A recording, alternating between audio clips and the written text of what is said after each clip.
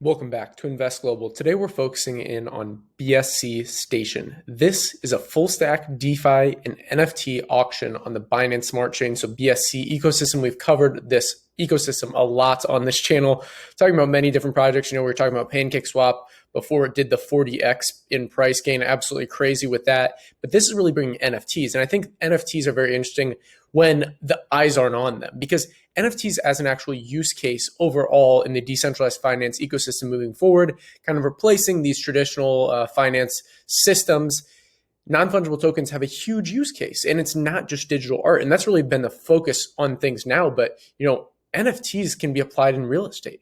They can be applied in deeds. They can be applied basically anything that should have a scarcity, and we just have an analog version. So whether it's your passport, whether it's your driver's license. Now, ideally, you own this, and it's not, you don't have your passport on like a government blockchain. You have it on an open source blockchain, and you control these things. Basically, having a digital version in your wallets of all of these things. Think about it. Let's say you lost everything today, and you woke up in the desert in, I don't know, pick a country.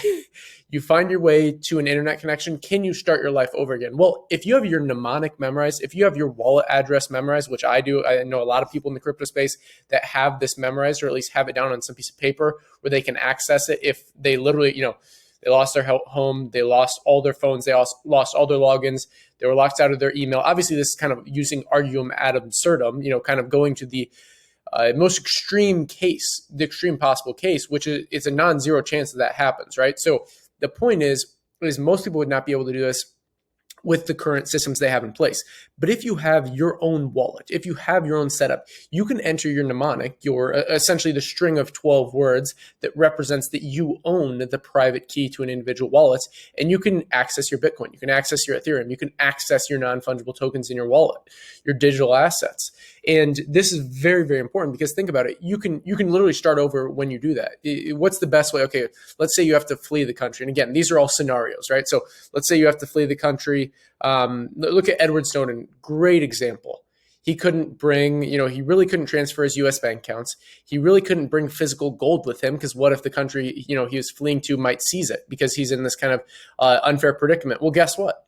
They can't seize your, as long as you have that mnemonic, that code memorized, or at least written down on paper somewhere that other people can't find it, you have full control over. It's really the thing that you have sovereign rights over. And that's why I absolutely love what blockchain technology does for the financial ecosystem in general, because you play out these scenarios and it's the perfect tool to use. And obviously, you don't even have to go to that deep of a problem. Let's just say you want to move and be agile. The lifestyle that I choose is basically picking a different country almost every month, living in it, studying the market, studying real estate opportunities, meeting with bankers, meeting with different kind of business players in the market, and looking for emerging market opportunities. Now, one of the easiest ways for me to do this is not to travel with physical gold, right? I can, knowing my mnemonic, knowing my private key, traveling with a hardware wallet or a paper wallet, or even using something like a mobile wallet, like Exodus or Trust Wallet, you can access these things anywhere in the world. Nobody can really seize them from you if you have the proper systems in place, if you know how to properly set this up. Now, if you don't know how to properly set this up, that's for a whole nother video.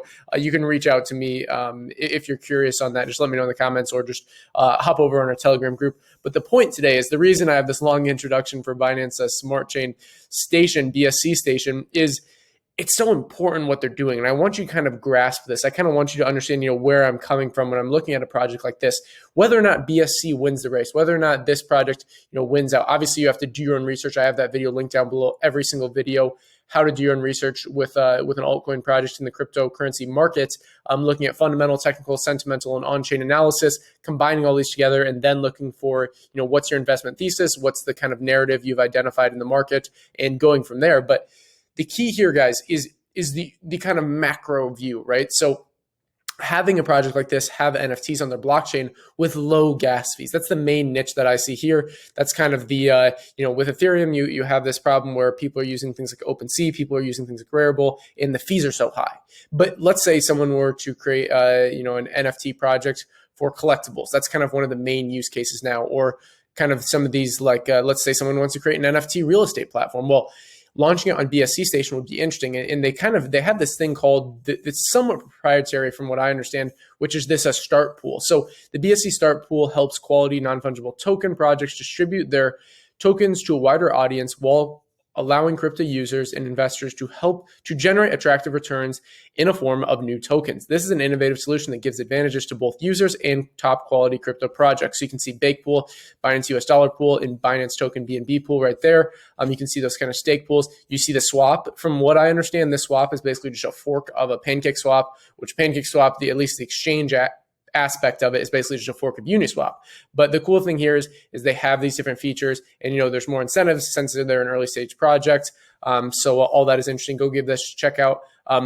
With every video that I do, I'll have all of the key links linked down below in the description. And then if we go over here to their actual documentation, I always talk about that in the Do Your Own Research video, is studying a project's roadmap, and then we'll also talk about tokenomics here in a second. But first, let's look at the past data for this roadmap. Okay, what have they done? What did they do in Q4 of 2020? So researched the Binance Smart Chain decentralized finance with non-fungible token auction on Binance Smart Chain Station ecosystem. Q1 of 2021, completion of the Binance Smart Chain or BSC Station website, white paper and smart contract, product development. Next, smart contract security audit. Boom, got that. Token seed and private sale. Now, what's going on moving forward? Public sale, launching BSC Station Swap, Startpool, NFTs, staking and farming. So it looks like to me they followed through on a lot of these different things. Launching non-fungible token auction and transaction. What's moving on in Q3? So you see NFT and DeFi vaults and treasury.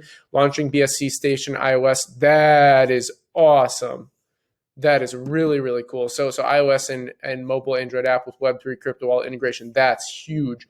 I'll definitely cover that moving forward, because that could be massive for this project. Look, it's still a small market cap, around $10 million. It's a retrace back down to these lows. So I think this could be an interesting opportunity. As always, like I say, do your own research. Go check them out on Twitter at BSC Station.